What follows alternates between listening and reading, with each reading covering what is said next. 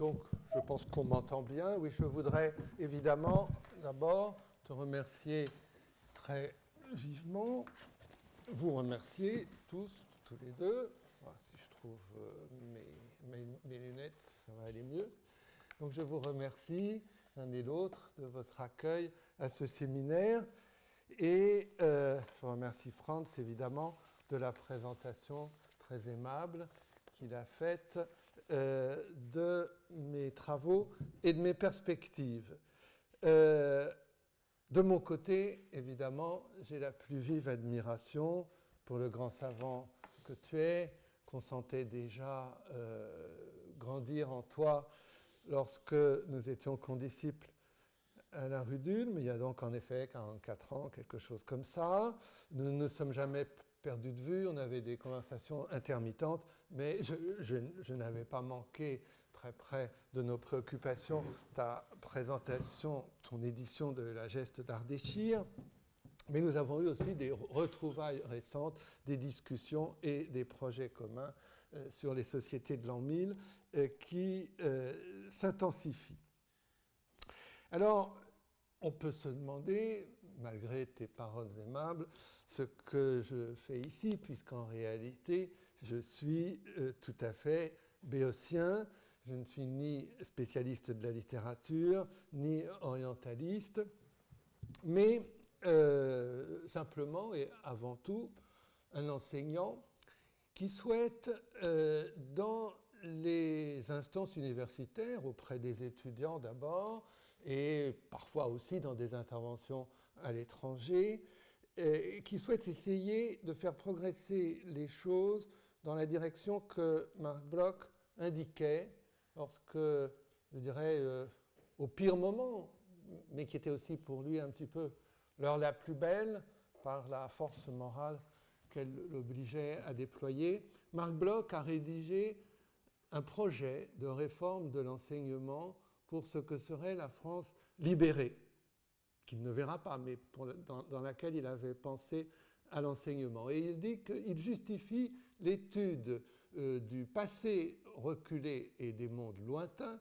comme nécessaire auprès de tous les jeunes Français afin qu'ils en retirent, qu'on les aide à acquérir, je cite à peu près Marc Bloch, le sens et le respect des différences entre les hommes, et qu'en même temps, ils soient familiarisés avec, je cite Marc Bloch, l'expression est peut-être un petit peu moins courante aujourd'hui, mais j'avoue qu'elle me va assez bien aussi, la poésie des destinées humaines. Et il faut dire que quand on lit le Shahnameh, même dans la traduction française, tout de même très belle, de Jules Moll, même si je n'ai aucune idée de ce que ça peut donner en langue persane, malgré tout, c'est une poésie, c'est même peut-être une poétisation des destinées humaines. Donc, dans mon enseignement, notamment dans mon enseignement de master ou dans des interventions à l'étranger, j'ai souvent entrepris de faire comparaison et rapprochement et différence entre diverses élites guerrières médiévales. J'ai éprouvé le besoin, pour mieux caractériser ce qui se passait dans la France et les pays voisins, ce n'est pas une question de France stricto sensu. Si je dis France, c'est parce que malgré tout, la culture et la littérature chevaleresque, au siècle où je les étudie, sont principalement français. Et française, oui. Mais bien sûr, c'est tout le noyau de l'Europe occidentale qui est concerné. Hein. Allemagne, Angleterre, Italie, Espagne, autant que la France. Enfin, presque autant. Bon. J'ai trouvé que c'était important, utile de bien caractériser naturellement comment l'idéal héroïque ou l'idéal chevaleresque s'inscrivait et se comprenait dans le cadre d'un système social en relation avec d'autres institutions et d'autres valeurs de la même société, mais aussi quels éléments se trouvaient particulièrement développés ou absents, au contraire, par comparaison avec d'autres sociétés. Alors, il y a, outre Franz Grenet, parmi les spécialistes d'Asie centrale, quelqu'un que j'ai côtoyé à l'école pratique des hautes études, que j'ai lu et avec lequel j'ai discuté aussi, c'est Étienne de la Vessière, hein, dont les travaux, les commentaires de la la manière dont les marchands sogdiens, ou en tout cas de riches personnages, ont besoin d'images de guerriers héroïques ou chevaleresques, je ne sais pas. C'est quelque chose qui m'a beaucoup intéressé. J'ai attiré l'attention à des étudiants d'Abu Dhabi sur cette littérature et sur cette culture de l'Asie centrale. Et quand j'ai fait un séminaire, enfin du moins des cours à Saint-Pétersbourg, j'ai envoyé tout le monde voir la stèle de Penjikert au musée de l'Ermitage, et un certain nombre d'entre eux, en tout cas, y sont allés. En tout cas, j'essaye de me tenir au courant, et il y a un programme d'IUF que je suis en train de remplir, d'essayer de remplir aujourd'hui et à chaque fois que je discute avec Franz.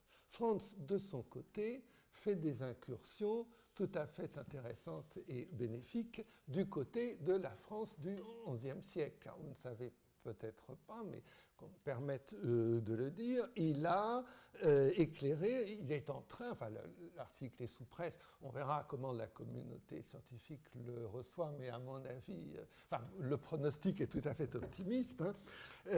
Moi, je suis absolument convaincu. Tu as donc éclairé la scène la plus énigmatique de la broderie de Bayeux, celle où se trouve la mystérieuse Elfgiva. Donc voilà ce qui peut me donner peut-être une petite place ici. Intensité des relations avec Franz Grenet, souci de pouvoir intégrer des échappées, des vues sur différentes parties du monde dans l'enseignement aux étudiants, et peut-être même plus loin, jusque dans l'enseignement secondaire, on peut rêver. Bon, et malgré tout aussi, véritable intérêt scientifique à essayer de mieux caractériser chacune des sociétés. Alors, je ne suis pas quand même tout à fait sans idée, sans arriver avec une certaine grille sur les dossiers que je parcours et que des spécialistes m'aide à commenter. Hein, lorsque je parle du Japon, c'est parce que j'ai beaucoup dialogué aussi avec Pierre Souiri, Charlotte von Verschure, Jean-Noël Robert plus récemment. Et donc, bon, c'est l'intérêt de ce programme. Donc, je ne suis pas tout à fait innocent parce que pour la France et l'Europe occidentale, malgré tout, comme Franz l'a rappelé, j'ai un modèle. J'ai proposé une forme d'analyse de ce qui s'est passé dans le Haut Moyen-Âge et ensuite au XIe siècle. C'est-à-dire que je me suis servi, en relation avec d'autres collègues, de ce que l'anthropologie nous apprend sur les sociétés de vengeance pour essayer de mieux analyser la société franque, à la fois ses chroniques et ses fictions. Je pense que même si un certain nombre de récits font partie de la fiction, ce n'est pas la fiction de n'importe quelle société. On peut toujours donner des développements imaginaires à des questions, à des tensions. Si on pense à les mettre dans l'imaginaire, si on les trouve dans son imaginaire, c'est tout de même qu'elles ont quelques racines dans la réalité. Je ne crois pas forcément à ce que les chroniques et les chansons de gestes, Franck, disent des rapports entre les jeunes guerriers et les plus vieux, mais quand je vois que ça les préoccupe, je me dis que ça devait préoccuper aussi, bien entendu, que ça préoccupe la littérature, hein, je me dis que ça devait préoccuper aussi les gens dans le réel, dans la vie quotidienne. Alors, de quelle manière est-ce que la littérature, la fiction, va dans le même sens ou va en contrepoint? Là, il y a plusieurs fonctions possibles de la fiction, mais une fiction n'est pas quelque chose qui arrive comme ça dans une société n'importe quand, ni n'importe comment, c'est évident. Alors, dans l'histoire française et européenne, il y a quand même un moment sur lequel, depuis longtemps en fait, depuis le XVIIe siècle, et en tout cas très, très fortement au XIXe siècle, on a écrit des choses qui sont parfois un peu confuses, un peu contestable, et là je vais être obligé en 2 minutes de trancher un peu dans le vif, il y a l'apparition de la chevalerie. Qu'est-ce qu'on appelle la chevalerie? Ça c'est un peu compliqué parce qu'en fait c'est un peu tout et le contraire de tout, mais en tout cas c'est un idéal guerrier servant au prestige et donc à la reproduction de la classe dominante noble, en sachant que, à l'exclusion de sa branche ecclésiastique et encore, la classe dominante dans la France et l'Occident du XIe siècle symbolise son statut et, pour une part, entretient sa force et sa puissance à l'aide des armes.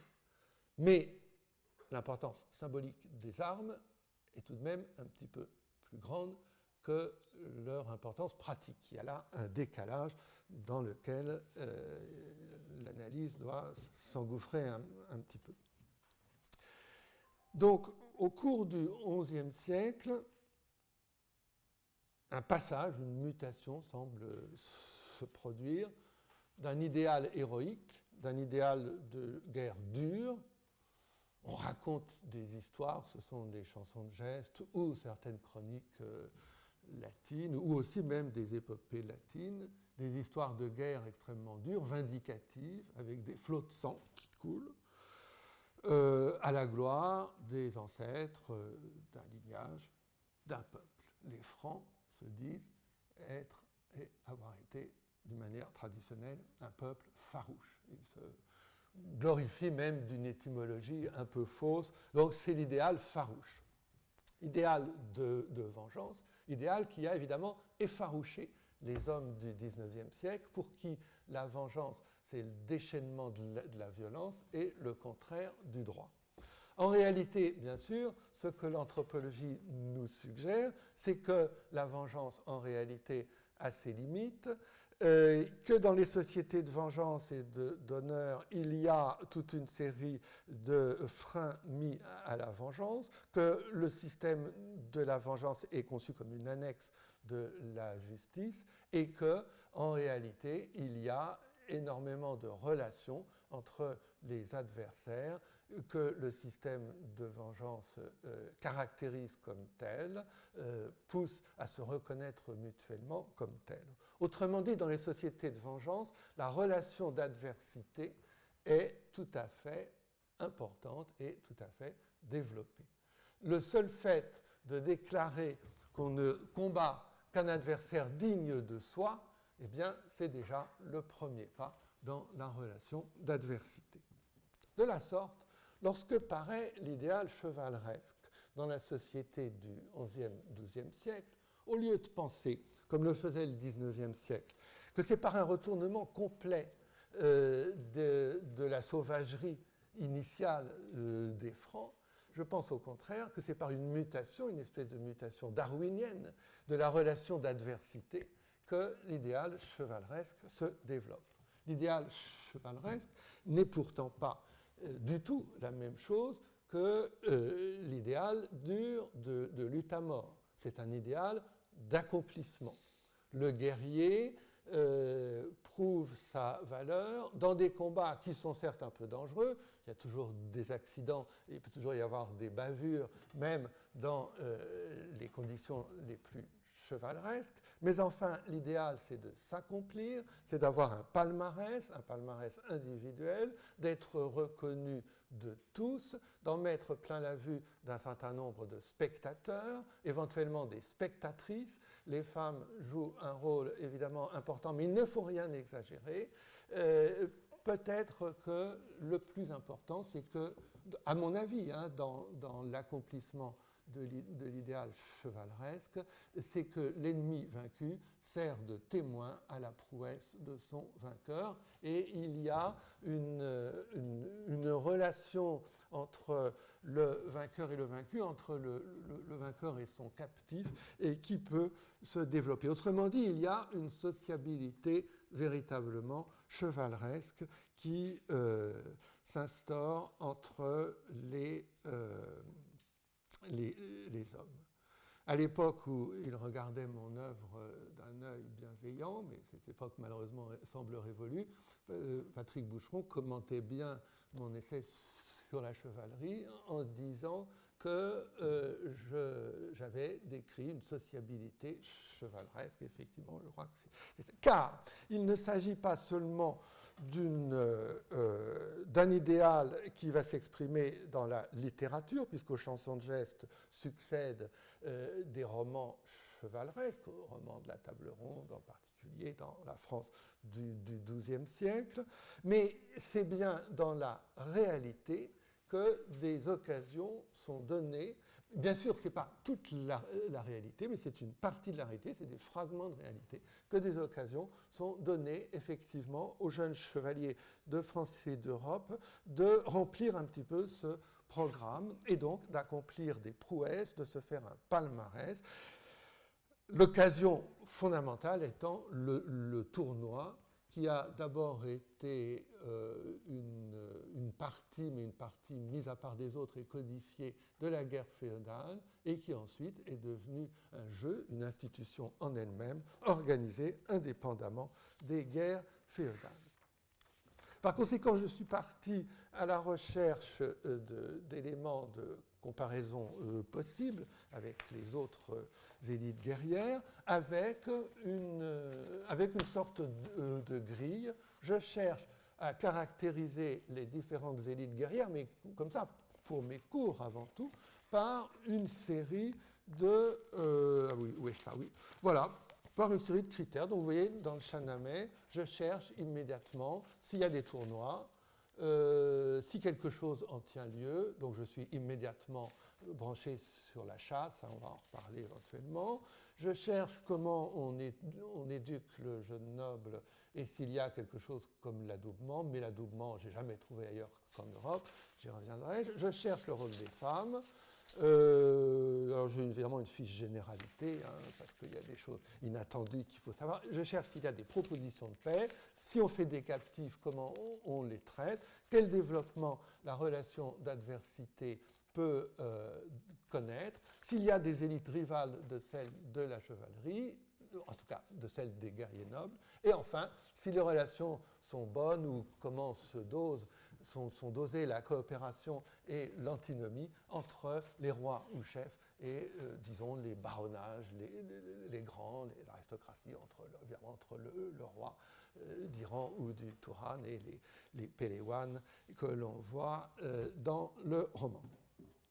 De manière générale, les situations et les dossiers proche-orientaux, parce que j'ai regardé aussi un petit peu tout de même le monde arabe et turc, me semblent donner finalement une image relativement plus proche de l'Europe que celle qui se dégage de l'examen des dossiers japonais. Si j'osais lancer un défi à mon voisin et ami, je dirais que l'Asie centrale mériterait presque d'être non seulement recentrée, mais presque légèrement excentrée en direction de l'Ouest. C'est-à-dire que je ne trouve rien de plus exotique que la chevalerie japonaise. Et finalement, je trouve dans le livre des rois un ou deux thèmes, je vais essayer d'avoir le temps d'y revenir, qui sont adoptés, probablement par contact avec d'autres partenaires, par les chevaliers croisés ou ceux qui ont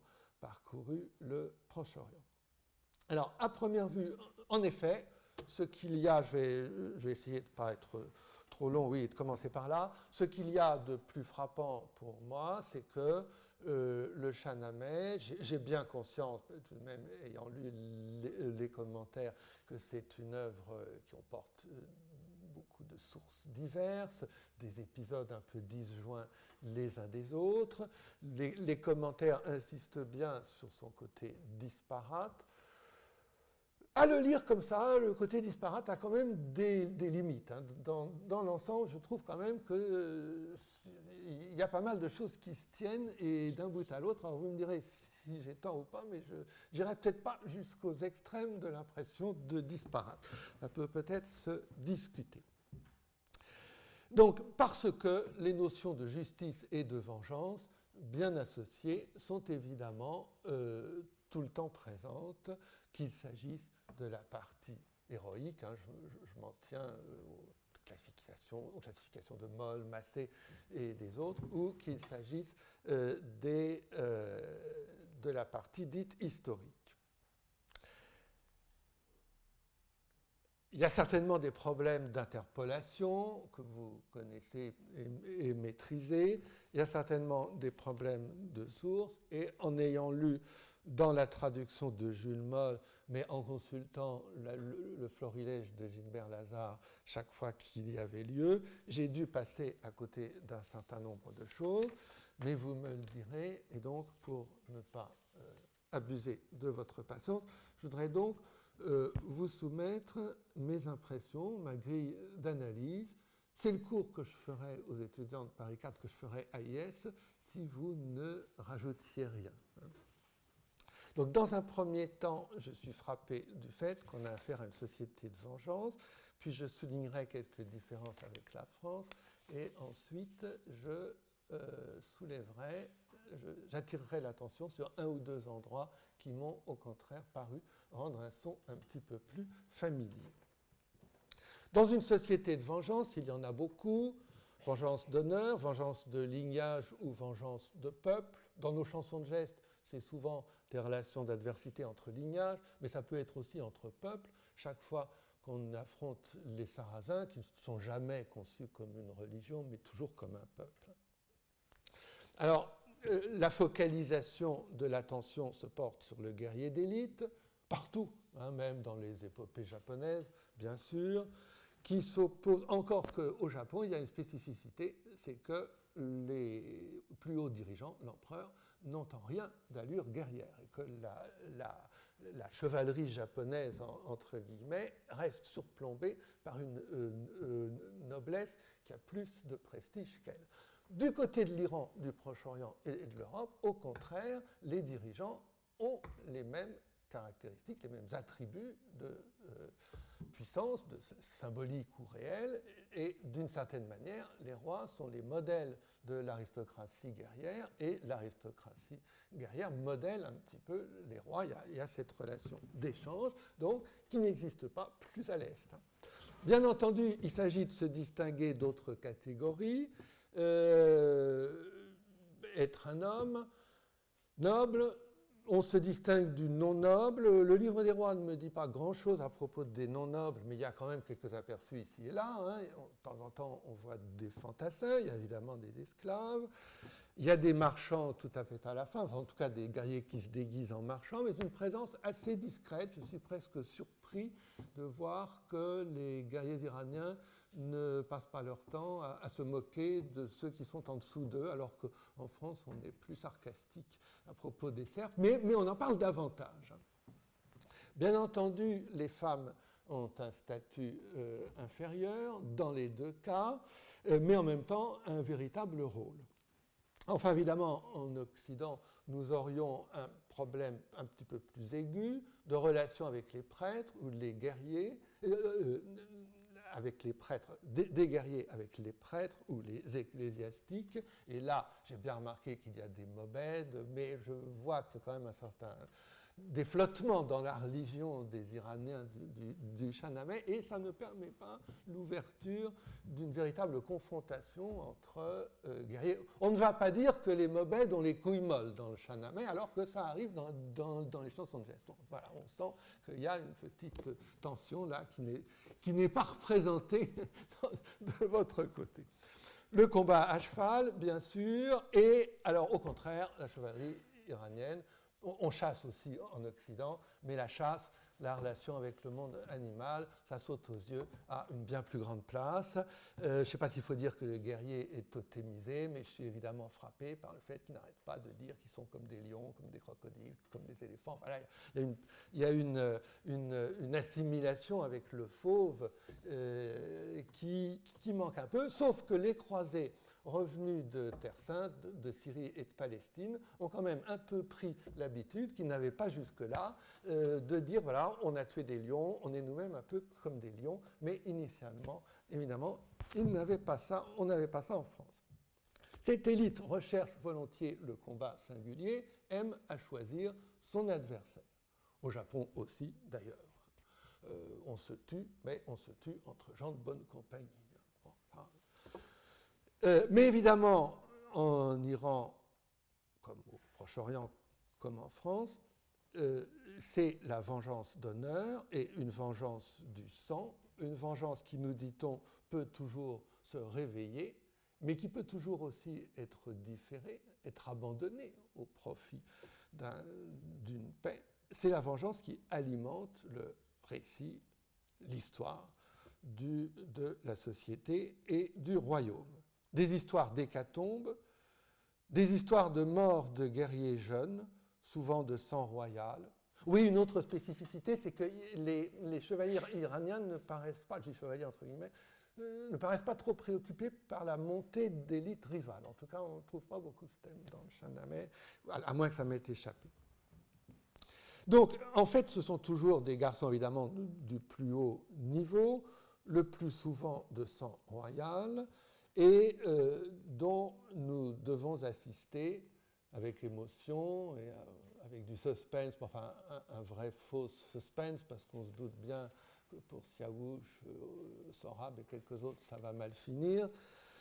On va assister à leur mort jeune, mort évidemment enviable puisqu'elle a montré leur courage, mort qui fait honneur à leur origine, à leur peuple, à leur famille, mais la notion familiale ici est plus discrète que dans mes sources occidentales, même si elle est bien présente. Hein.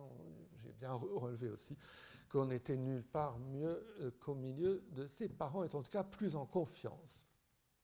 Donc, les marques d'estime par l'adversaire font qu'on le choisit, lorsque, quand même, ça arrive, hein, j'ai sur ma fiche Sparing Enemies, épargner l'adversaire, j'ai pu quand même remplir une page entière de moments où on propose d'épargner l'adversaire, c'est souvent parce qu'on a pour lui une estime toute particulière.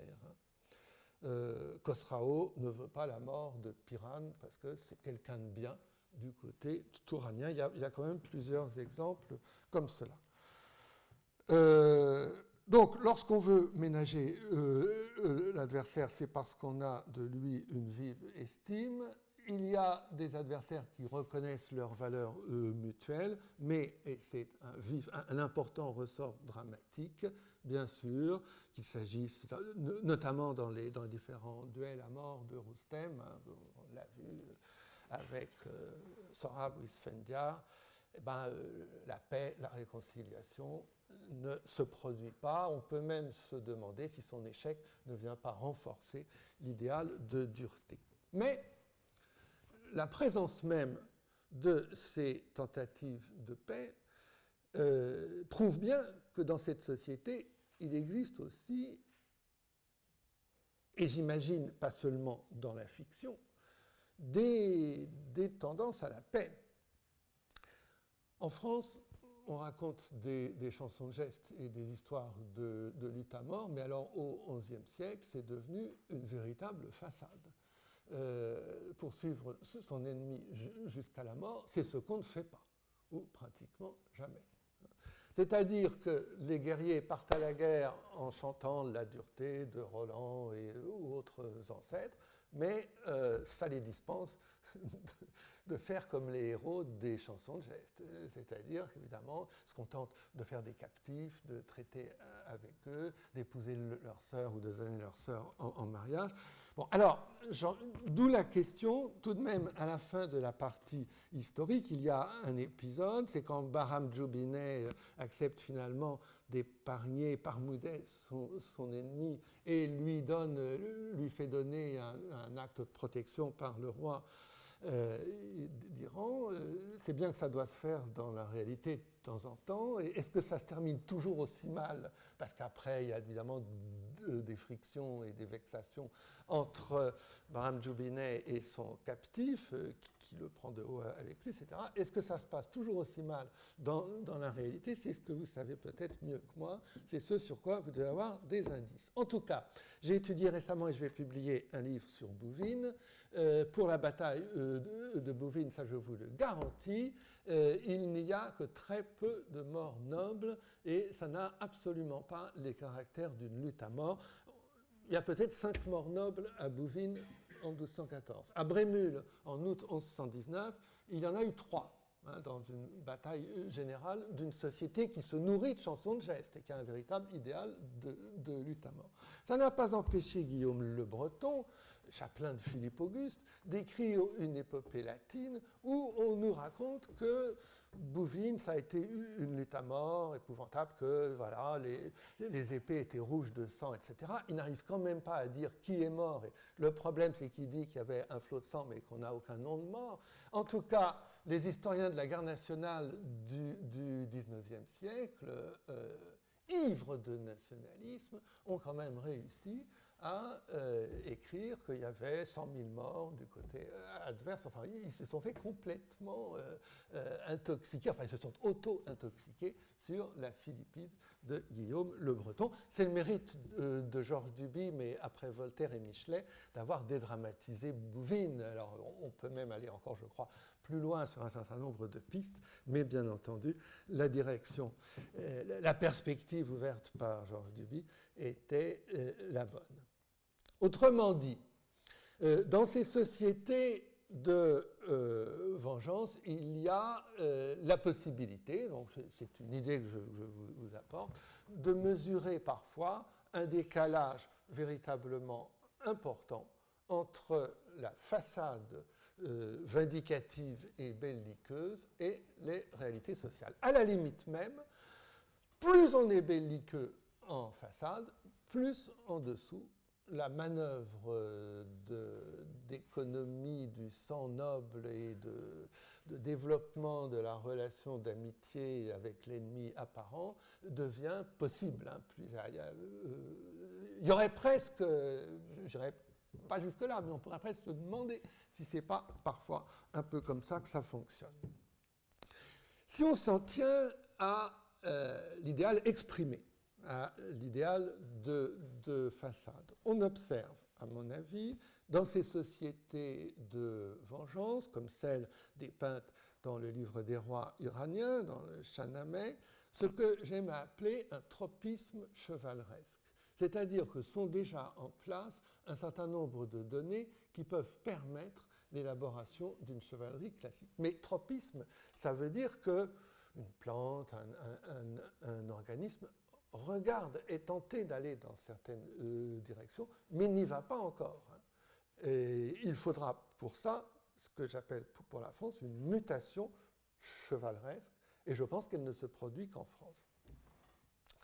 Donc, tropisme chevaleresque, c'est dès lors qu'une élite guerrière est intéressée davantage par sa relation avec son adversaire de même rang que par sa solidarité avec ceux qui se battent du même côté qu'elle, mais qui n'ont pas son statut, qui sont de rang inférieur. Les chevaliers, et même avant eux les guerriers du haut Moyen-Âge, s'intéressent plus à leur adversaire noble qu'à leurs compatriotes non nobles. Alors, forcément, à partir de là, le risque existe que dans une société animée d'un tropisme chevaleresque, le sens de l'intérêt collectif, l'engagement pour assurer la victoire de son camp, soit un petit peu érodé. Si on s'intéresse beaucoup à l'adversaire noble et si on n'est plus très solidaire du combattant non noble, qu'est-ce qu'on fait? Il reste la fidélité au roi, bien sûr. Alors heureusement, elle est là. En Iran, elle va tout bloquer, c'est évident, on le voit, me semble-t-il. Mais, et naturellement, au Japon, bien plus encore.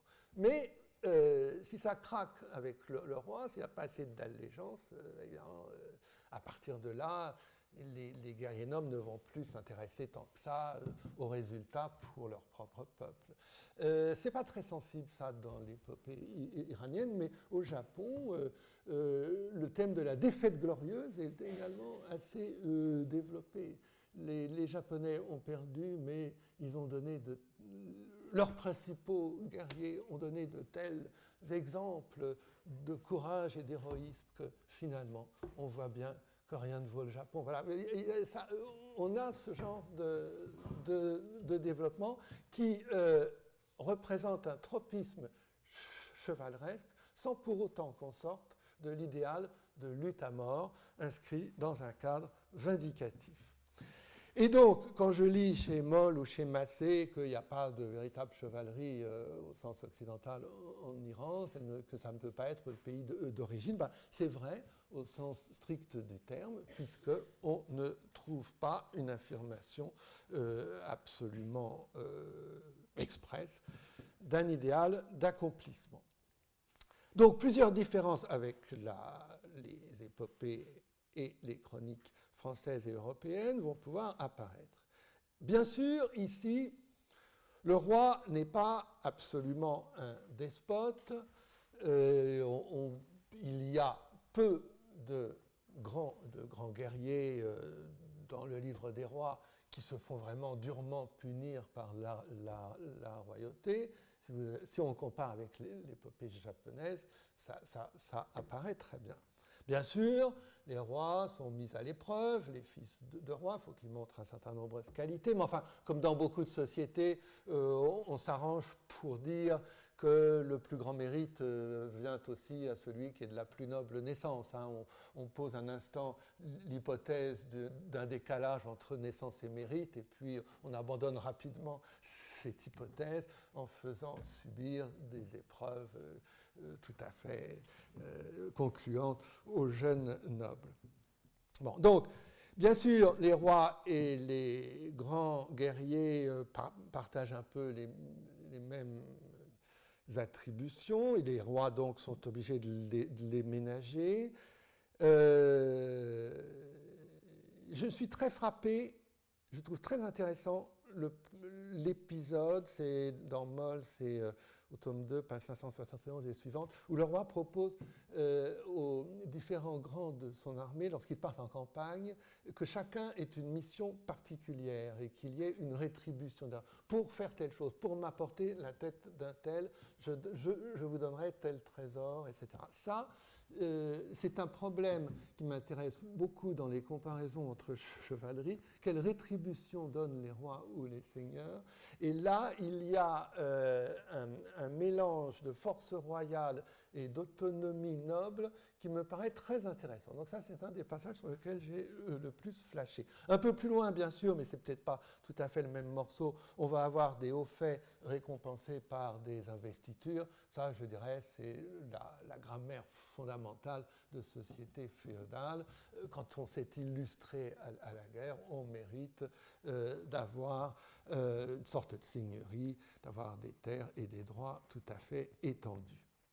Et la propriété donc justifiée par l'exploit guerrier. La propriété ou telle ou telle délégation de pouvoir, ce n'est pas le lieu d'en discuter longuement.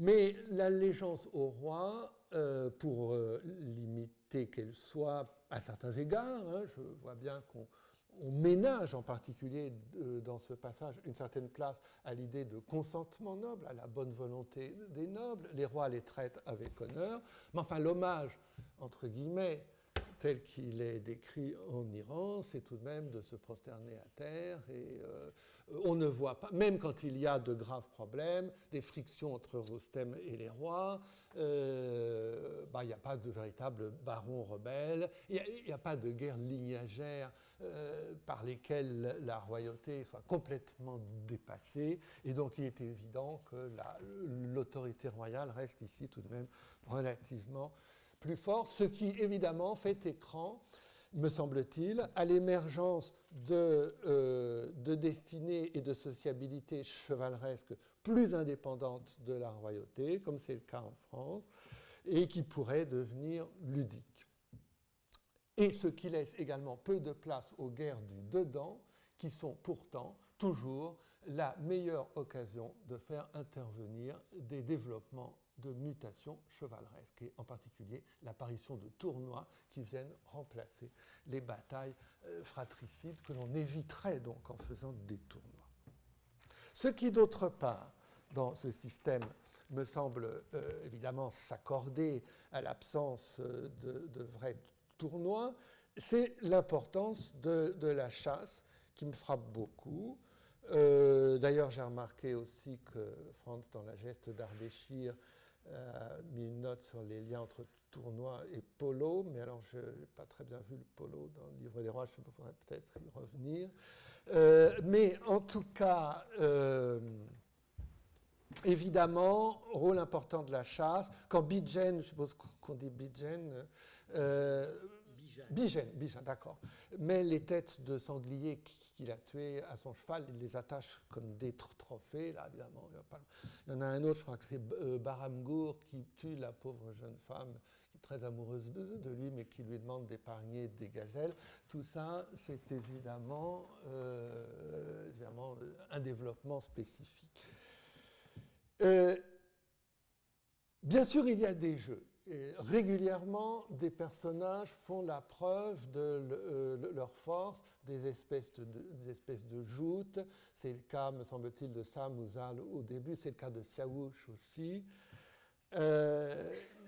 Et d'ailleurs, Siaouch a le tact à un moment de demander à ses Iraniens de ne pas l'emporter sur les Turcs d'Afrasiab. On perçoit bien la dimension tout de même de réconciliation qui est dans l'organisation d'un jeu, mais ça ne me paraît pas donner lieu à toutes les fonctions sociales du tournoi et permettre l'extension, j'allais dire l'extension du domaine de la lutte, mais enfin la polarisation de la sociabilité chevaleresque sur ces joutes. Les femmes, dans le livre des rois, jouent évidemment un grand rôle. L'histoire des amours de Zal et de Roudabaix est tout à fait délicieuse, d'autres aussi. Mais ça, c'est un élément de différence anthropologique. Le système de parenté n'étant pas un système indifférencié comme en Occident, il ne peut pas donner à la femme toute la place, il ne peut pas y avoir ici pour la femme toute la place qu'elle a dans la société féodale française. Elle n'a pas la même capacité à transmettre l'héritage. Et le fait qu'on puisse imaginer de se venger sur son grand-père maternel, qui me paraît prouver ici en effet que les parentés paternelles et maternelles n'ont pas du tout la même signification, ça, ce serait impensable dans notre domaine de parenté indifférenciée. De ce fait, ce qui me frappe dans le livre des rois, c'est que la femme ne joue pas le rôle d'instigatrice, soit à la vengeance, soit à l'exploit chevaleresque, qu'elle a dans l'idéal occidental et sans doute aussi dans la réalité, puisqu'on gagne des femmes par l'accomplissement d'exploits ou de missions. Elle aide le chevalier en difficulté, bien sûr, Maniget aide Bijen, mais elle a craqué tout de suite pour lui. C'est ça qui est surprenant. Elle l'aime dès la première ligne de son apparition. Alors, c'est un peu ennuyeux parce que ça l'empêche de lui faire faire. Là, je parle en français qui chercherait à avoir l'équivalent d'Hippocrate. Il n'a même pas besoin d'aller désarçonner 3 ou 4 adversaires pour mériter l'amour de Maniget. Enfin, qu'est-ce que c'est que ça? Et donc, effectivement, c'est un système dans lequel en effet, la fonction d'instigation n'est pas accomplie. Alors, il n'empêche que, je passe vite, mais j'ai fait des fiches sur ce problème de femme, il n'empêche que, rassurez-vous, même en France et en Europe, ce rôle dévolu à la femme a pour elle un certain nombre d'inconvénients, et que dans Érec et Énide, c'est comme dans l'histoire de Bijen et Maniget, il y a 10 fois plus de mots sur la beauté du garçon que sur celle de la fille. Simplement, c'est pas ça ne sort pas tout à fait de la même manière. Pourtant, justement, dans le livre des rois, à plusieurs reprises, je me suis dit, ah, ça y est, ça a été mon suspense, c'est une lecture certes intéressante et délicieuse que le livre des rois dans la traduction de Jules Moll. Mais enfin, par instant, il y a quand même un tout petit peu de répétition dans les histoires de guerre entre Iran et Touran, il faut bien le reconnaître. Donc, à certains moments, je me dis, est-ce qu'il va y avoir quelque chose qui ressemble à la chevalerie? Alors, j'ai quand même éprouvé ce sentiment à 4 ou 5 reprises. D'abord, quand j'ai vu au livre 2, page 477, et ça revient une deuxième fois, des gens où il fallait se ceindre de l'épée ou d'une arme pour venger son père. Ça m'a vaguement rappelé la fonction de l'adoubement qui inaugure la vengeance, mais donc en France c'est ça, mais c'est aussi beaucoup d'autres choses, et par ailleurs il n'y a rien qui ressemble aux autres fonctions de l'adoubement ici. Parce que l'adoubement est quelque chose de très spécifique et très peu naturel en réalité quand on y réfléchit. Je me suis évidemment passionné pour Siavush. C'est une aventure assez classique, évidemment. Le coup de la femme de Poutifar, ensuite la relation d'adversité qui se transforme en amitié avec Afrasiab, mais enfin il y a des difficultés, ou avec la famille de Pilsem Piran. Bon, mais enfin, il y a des difficultés, il y a des jaloux. Bon, il y a les jeux organisés dont je vous parlais tout à l'heure. Ça ne va quand même pas très loin par rapport à ce à quoi on pourrait assister dans des dossiers européens. Ce qui m'a le plus intéressé, je vous l'avoue, c'est le récit de l'Ordalie de Siavush. Alors là, je vous amène, quand vous voulez, des récits d'Ordalie où on voit les choses se passer de la même manière. C'est-à-dire que le récit de Firdausi me paraît prêter à la même interprétation que celle des Ordalies, donc rôle important du public, du consentement, des assistants, etc., et les fonctions de l'Ordalie.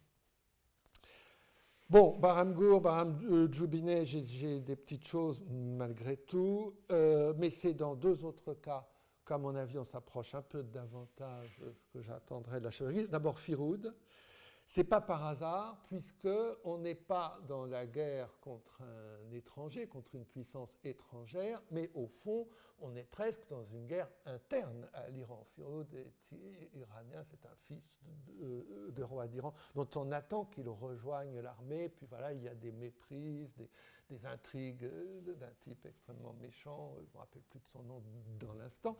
Et donc finalement, on est dans une situation où effectivement il est dans un château et on voudrait pouvoir éviter la bataille et la mort. Il hésite à entrer dans la lutte à mort. Il est question à ce moment-là de deux choses. Ça n'apparaît que là, ça m'éveille le truc. D'une part, abattre le cheval plutôt que le chevalier, ce qui est un coup très important dans la France du XIIe siècle. Ça se fait entre gens de bonne compagnie d'abattre le cheval, mais après ça, généralement, on épargne le chevalier. Et puis le fait que Firoud dise que ça le motive que les belles esclaves, et il a écrit esclaves, voient le spectacle de ses prouesses en montant sur les remparts du château. Et ça, évidemment, c'est aussi un must de la chevalerie occidentale. Qu'elles existent ou pas, on se vante de s'être battu devant les filles.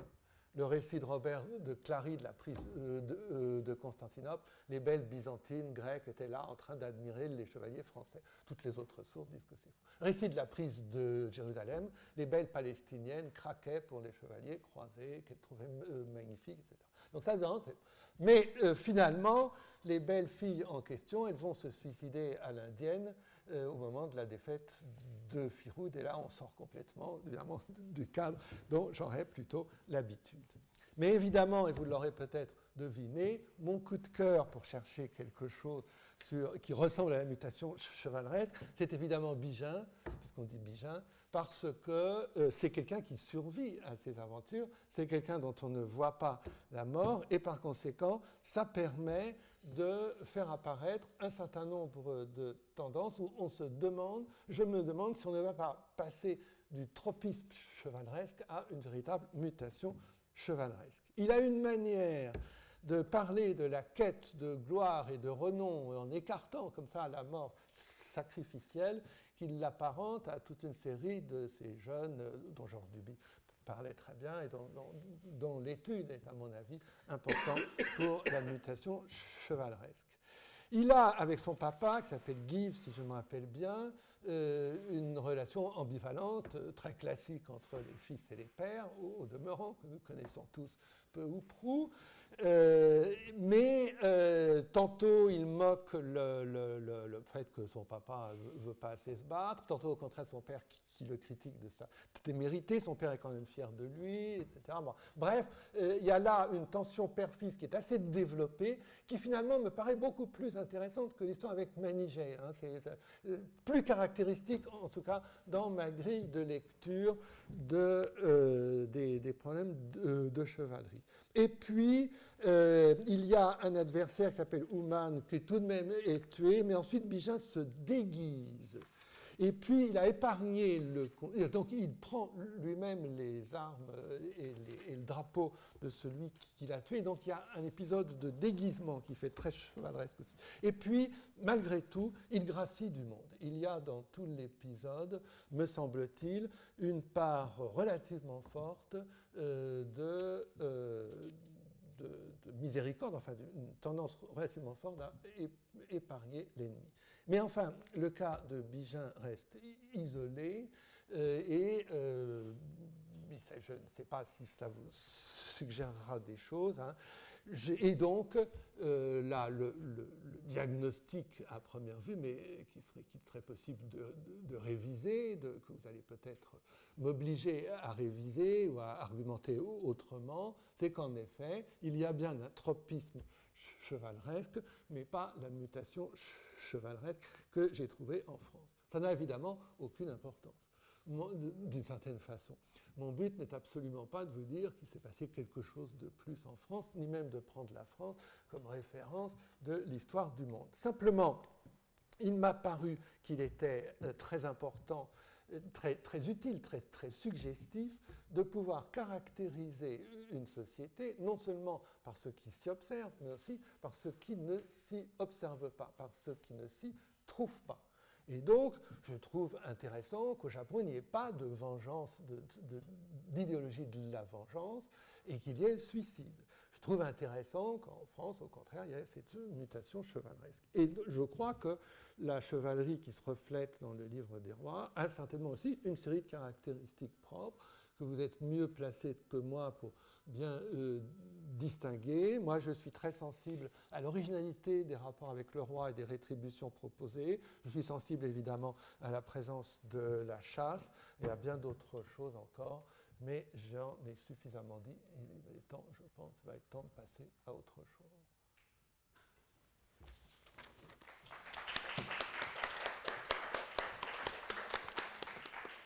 Bon, merci Dominique. Et, pour ma part, cette prestation m'a comblé. Elle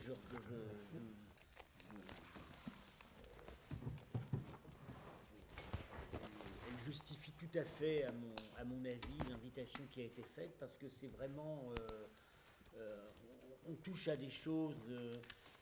extrêmement... Enfin, l'approche, la grille d'analyse anthropologique est absolument fondamentale. On voit bien tout ce que cette grille que tu as longuement expérimentée sur les réalités de l'Occident nous donne quand elle est portée sur les récits du Shahnameh. Et ça n'a pas été tellement fait sur le Shahnameh, ou du moins ça n'a pas été fait selon moi d'une manière aussi rigoureuse. Voilà. Il y a eu toutes sortes de choses, effectivement les rapports père-fils, alors il y a eu toute une littérature sur le fait qu'en Iran il n'y a pas le complexe d'Édipe, mais il y a le complexe de Rostam, c'est pas le fils qui veut tuer le père, c'est le père qui veut tuer le fils. Bon. Tout ça, ça n'a pas mené très très loin. Et là, on est vraiment au seuil de, je dirais, tu as parlé de mutation féodale, moi je dirais qu'il y a on n'arrive pas loin d'une mutation épistémologique dans le regard sur ce type de récit. Alors, ce qu'on va faire, comme pour ne pas donc déborder sur l'heure, consacré à l'exposé de Gilles Authier. On va tout de suite lui passer la parole. Et je ne pense pas vraiment du tout qu'on va nous mettre à la porte de la salle. Donc on peut garder la dernière demi-heure pour une discussion portant sur les deux exposés, sachant que, par moins ce qui concerne Dominique, il est évident que le dialogue se poursuivra. Tu as parlé de ton propre séminaire. Oui, j'espère que tu me feras l'honneur d'y venir un jour. Puis voilà, on continuera ces discussions. Alors,